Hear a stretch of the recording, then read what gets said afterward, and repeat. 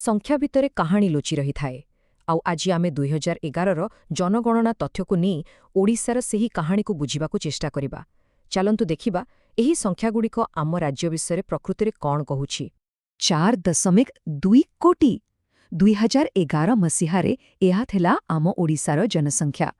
ଭାବିଲେ ଆଶ୍ଚର୍ଯ୍ୟ ଲାଗେ, ଏହି ସଂଖ୍ୟା ଦୁନିଆର ଅନେକ ଦେଶର ଜନସଂଖ୍ୟାଠାରୁ ମଧ୍ୟ ବହୁତ ବେଶୀ। ହେଲେ ପ୍ରଶ୍ନ ଉଠୁଛି, ଏଇ ଯେଉଁ 4.2 କୋଟି ଲୋକ, ସେମାନେ ପ୍ରକୃତରେ କିଏ? ସେମାନଙ୍କର ଜୀବନ କେମିତି? ଆସନ୍ତୁ ଏହି ବଡ଼ ସଂଖ୍ୟା ଭିତରକୁ ଯାଇ ସେମାନଙ୍କର କାହାଣୀକୁ ଟିକେ ପାଖରୁ ଦେଖିବା। ଆଜିର ଏହି ଆଲୋଚନାରେ ଆମେ ମୁଖ୍ୟତଃ 6ଟି ବିଷୟ ଦେଖିବା। ପ୍ରଥମେ ଓଡ଼ିଶାର ଏକ ସାମଗ୍ରିକ ଚିତ୍ର, ତାପରେ ସାକ୍ଷରତା, ଲିଙ୍ଗଗତ ସନ୍ତୁଳନ, ସହର ଗାଁ ଭିତରେ ଥିବା ଫରକ, ଲୋକଙ୍କର କାମ ଏବଂ ଶେଷରେ ଜିଲ୍ଲା ସ୍ତରର ବିବିଧତାକୁ ବୁଝିବା। ଚାଲନ୍ତୁ ପ୍ରଥମେ ଗୋଟେ ବଡ଼ ଚିତ୍ରରୁ ଆରମ୍ଭ କରିବା। ଏତେ ବଡ଼ ଭାରତ ଦେଶରେ ଆମ ଓଡ଼ିଶାର ସ୍ଥିତି ପ୍ରକୃତରେ କ'ଣ? ତେବେ 4.2 କୋଟି ମାନେ କେତେ? ଏମିତି ବୁଝନ୍ତୁ, ଏହା ଭାରତର ସମୁଦାୟ ଜନସଂଖ୍ୟାର ପ୍ରାୟ 3.47%। ମାନେ ଦେଶର ପ୍ରତି 100 ଜଣରେ ପାଖାପାଖି 3.5 ଜଣ ଆମ ଓଡ଼ିଶାର। ଆଉ ଏଇଠି ଗୋଟେ ମଜା କଥା ଅଛି। ଜନସଂଖ୍ୟା ଘନତା କଥା ଦେଖିଲେ ଓଡ଼ିଶାରେ ପ୍ରତି ବର୍ଗ କିଲୋମିଟରରେ 270 ଜଣ ରୁହନ୍ତି, ଯେତେବେଳେ କି ପୁରା ଭାରତର ହାରାହାରି ହେଉଛି 382। ସିଧା କଥାରେ କହିଲେ ଜାତୀୟ ହାର ତୁଳନାରେ ଆମ ରାଜ୍ୟରେ ଟିକେ ବେଶୀ ଖୋଲାମେଲା ଜାଗା ମିଳେ। ଆଚ୍ଛା, ଏବେ ଆସନ୍ତୁ ସାକ୍ଷରତା କଥା ଦେଖିବା। ଉପରୁ ଦେଖିଲେ ଲାଗିବ ସବୁ ଠିକ୍ ଅଛି, କିନ୍ତୁ ଯେତେବେଳେ ଟିକେ ଭିତରକୁ ଯିବା ସେତେବେଳେ ପ୍ରକୃତ କାହାଣୀ ସାମ୍ନାକୁ ଆସିବ। ଦେଖନ୍ତୁ, ଓଡ଼ିଶାର ମୋଟ ସାକ୍ଷରତା ହାର ଆଉ ଭାରତର ମୋଟ ସାକ୍ଷରତା ହାର ପ୍ରାୟ ସମାନ, ପାଖାପାଖି 73%। ତେବେ ଲାଗୁଛି ଯେମିତି କୌଣସି ଅସୁବିଧା ନାହିଁ, କିନ୍ତୁ ସତରେ କ'ଣ ସେମିତି? ଆଉ ଏଇଠି ଦେଖନ୍ତୁ ପ୍ରକୃତ ଚିତ୍ର। ପୁରୁଷ ସାକ୍ଷରତାରେ ଆମେ ଜାତୀୟ ହାରଠାରୁ ଆଗରେ ଅଛୁ, ହେଲେ ମହିଳା ସାକ୍ଷରତାରେ ପୁଣି ପଛରେ। ଏଇଟା ହିଁ ସେଇ ଲୁଚି ରହିଥିବା ପାର୍ଥକ୍ୟ ଯାହା ରାଜ୍ୟ ଭିତରେ ଥିବା ଏକ ବଡ଼ ଫାଟକୁ ଦେଖାଉଛି। ହେଲେ ଗୋଟିଏ ଦିଗରେ ନିରାଶ ଥିଲେ ବି ଆଉ ଗୋଟିଏ ଦିଗରେ ଓଡ଼ିଶା ପାଇଁ ଏକ ବଡ଼ ଖୁସି ଖବର ଅଛି, ଆଉ ସେଇଟା ହେଉଛି ଆମ ରାଜ୍ୟର ଲିଙ୍ଗାନୁପାତ।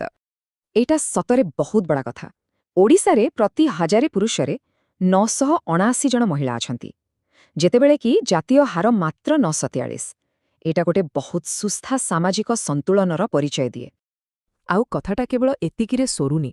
ଶିଶୁମାନଙ୍କ କ୍ଷେତ୍ରରେ, ମାନେ 0ରୁ 6 ବର୍ଷ ବୟସ ଭିତରେ, ସେଠି ବି ଓଡ଼ିଶା ଜାତୀୟ ହାରଠାରୁ ବହୁତ ଆଗରେ। ଏଇଟା ନିଶ୍ଚିତ ଭାବେ ଆମ ଭବିଷ୍ୟତ ପାଇଁ ଏକ ଭଲ ସଂକେତ। ଏବେ ଆସନ୍ତୁ ରାଜ୍ୟ ଭିତରକୁ ଯିବା ଆଉ ଦେଖିବା ଆଉ ଏକ ବଡ଼ କାହାଣୀ। ଗୋଟିଏ ଓଡ଼ିଶା ଭିତରେ ଥିବା ଦୁଇଟି ଅଲଗା ଓଡ଼ିଶାର କାହାଣୀ, ମାନେ ସହର ଆଉ ଗାଁର କଥା। ଏହି ଚିତ୍ରକୁ ଦେଖିଲେ ସବୁକିଛି ସ୍ପଷ୍ଟ ହୋଇଯାଉଛି। ଓଡ଼ିଶାର ପ୍ରାଣ ପ୍ରକୃତରେ ତାର ଗାଁରେ ବସେ। ରାଜ୍ୟର 83%ରୁ ଅଧିକ ଲୋକ ଗାଁରେ ରୁହନ୍ତି। ତେଣୁ ଓଡ଼ିଶାକୁ ବୁଝିବାକୁ ହେଲେ ଆମକୁ ଗାଁକୁ ହିଁ ବୁଝିବାକୁ ପଡ଼ିବ। ଆଉ ଏଇ ଟେବୁଲ, ଏଇଟା ପ୍ରକୃତରେ ସେଇ ଦୁଇଟି ଓଡ଼ିଶାର ଚିତ୍ରକୁ ପୁରା ସାମ୍ନାକୁ ଆଣିଦେଉଛି। ଦେଖନ୍ତୁ, ଗୋଟେ ପଟେ ଗାଁରେ ଲିଙ୍ଗାନୁପାତ ସହରଠାରୁ କେତେ ଭଲ, କିନ୍ତୁ ଅନ୍ୟପଟେ ଯେତେବେଳେ ସାକ୍ଷରତା କଥା ଆସୁଛି, ବିଶେଷ କରି ମହିଳା ସାକ୍ଷରତା, ଗାଁଗୁଡ଼ିକ ସହରଠାରୁ ବହୁତ ପଛରେ। ଏହା ପ୍ରକୃତିରେ ଗୋଟେ ଗମ୍ଭୀର ଚିନ୍ତାର ବିଷୟ। ଆଚ୍ଛା, ଆମେ ଲୋକଙ୍କ କଥା ଜାଣିଲେ, ସେମାନେ କେଉଁଠି ରୁହନ୍ତି ଜାଣିଲେ, ଏବେ ଆସନ୍ତୁ ଦେଖିବା ସେମାନେ କ'ଣ କରନ୍ତି। ଓଡ଼ିଶାର ଲୋକମାନେ ନିଜର ଜୀବିକା ପାଇଁ କ'ଣ କରନ୍ତି? ଓଡ଼ିଶାରେ ଯେତେ ଲୋକ କାମ କରନ୍ତି, ସେମାନଙ୍କ ଭିତରୁ ପ୍ରାୟ 61% ହେଉଛନ୍ତି ମୁଖ୍ୟ ଶ୍ରମିକ, ମାନେ ଯେଉଁମାନଙ୍କ ବର୍ଷକୁ 6 ମାସରୁ ଅଧିକ ସମୟ ପାଇଁ କାମ ମିଳେ। କିନ୍ତୁ ଆଉ ଯେଉଁ 39% ଅଛନ୍ତି, ସେମାନେ ସାମୂହିକ କାମ ଉପରେ ନିର୍ଭର କରନ୍ତି। ଏଥିରୁ ଜଣାପଡ଼ୁଛି ଯେ ଏକ ବଡ଼ ଅଂଶର ଲୋକଙ୍କ ପାଇଁ ରୋଜଗାର ସ୍ଥିର ନୁହେଁ। ଆଉ ଯେଉଁମାନଙ୍କର ସ୍ଥିର କାମ ଅଛି, ସେମାନଙ୍କ ଭିତରକୁ ଟିକେ ଦେଖନ୍ତୁ। ଚାଷୀ ଆଉ କୃଷି ଶ୍ରମିକଙ୍କୁ ମିଶାଇ ଦେଲେ ଏ ସଂଖ୍ୟା 57 ଲକ୍ଷରୁ ଅଧିକ। ମାନେ ସିଧା କଥା ହେଲା, ଆଜି ବି ଆମ ଅର୍ଥନୀତିର ମେରୁଦଣ୍ଡ ହେଉଛି କୃଷି। ଶେଷରେ ଆସନ୍ତୁ ଆହୁରି ଗଭୀରକୁ ଯିବା, ରାଜ୍ୟସ୍ତରରୁ ଏବେ ଜିଲ୍ଲା ସ୍ତରକୁ। କାରଣ ଓଡ଼ିଶାର ପ୍ରକୃତ ରଙ୍ଗ, ତାର ବିବିଧତା ଆଉ ଅସମାନତା ଏହି ଜିଲ୍ଲାମାନଙ୍କ ଭିତରେ ହିଁ ଲୁଚି ରହିଛି। ଏହି ପାର୍ଥକ୍ୟକୁ ଟିକେ ଦେଖନ୍ତୁ। ଗୋଟେ ପଟେ ଗଞ୍ଜାମ, ଯେଉଁଠି 35 ଲକ୍ଷରୁ ଅଧିକ ଲୋକ, ଆଉ ଅନ୍ୟପଟେ ଦେବଗଡ଼, ଯେଉଁଠି ମାତ୍ର 3 ଲକ୍ଷରୁ ଟିକେ ଅଧିକ। ଭାବିପାରୁଛନ୍ତି, ଗୋଟିଏ ରାଜ୍ୟ ଭିତରେ ଦୁଇଟି ଜିଲ୍ଲାର ଜନସଂଖ୍ୟାରେ 10 ଗୁଣରୁ ବି ଅଧିକ ଫରକ। ଆଉ ସାକ୍ଷରତାରେ ତ ଏଇ ପାର୍ଥକ୍ୟ ଆହୁରି ଚିନ୍ତାଜନକ। ଖୋର୍ଦ୍ଧାରେ ସାକ୍ଷରତା ହାର ପ୍ରାୟ 87%। ମାନେ ଲୋକେ ପ୍ରାୟ ପାଠ ପଢ଼ିଛନ୍ତି।